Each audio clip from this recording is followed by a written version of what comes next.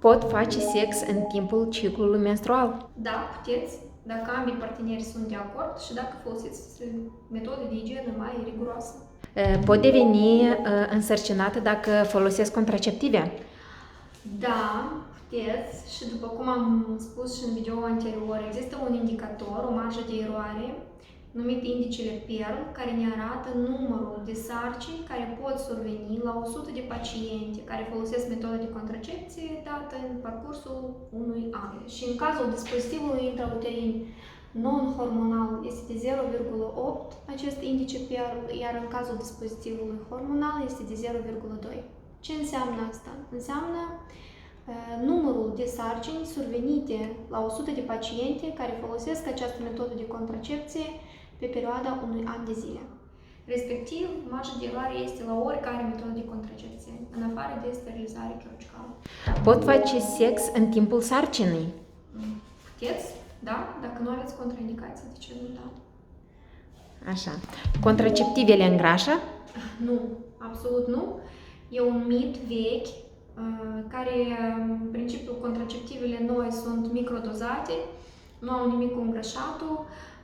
Unicul moment care au fost la contraceptivele mai vechi era reținerea de lichide, care în principiu adăuga masă corporală și pacientele spuneau că se îngrașă. Plus mai era momentul de creștere apetitului. Dar dacă ne oprim din mâncat, cu siguranță contraceptivele nu îngrașă. Așa. Contraceptivele se primesc în fiecare zi și la aceeași oră? Da, absolut.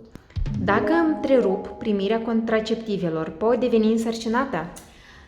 Da, depinde de ce tip de contracepție folosiți, depinde de durata folosirii contracepției, dar da, sigur. Pot deveni însărcinată dacă alaptez? Da, absolut.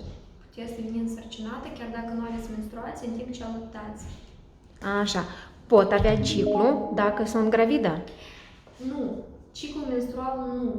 E posibil anumite sângerări în primul trimestru al sarcinii, mai ales la pacientele care anterior au avut o menstruație scundă, adică puțină ca cantitate și ca durată, și atunci în primul trimestru al sarcinii pot exista anumite eliminări vaginale sanguinolente care pacientele le interpretează ca menstruație, dar ciclul menstrual per total nu. Secrețiile vaginale sunt normale? Evident, da, sunt normale și depind de perioada ciclului menstrual.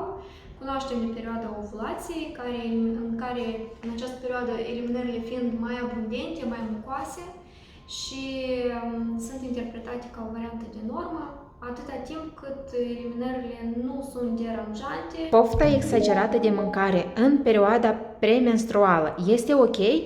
Da.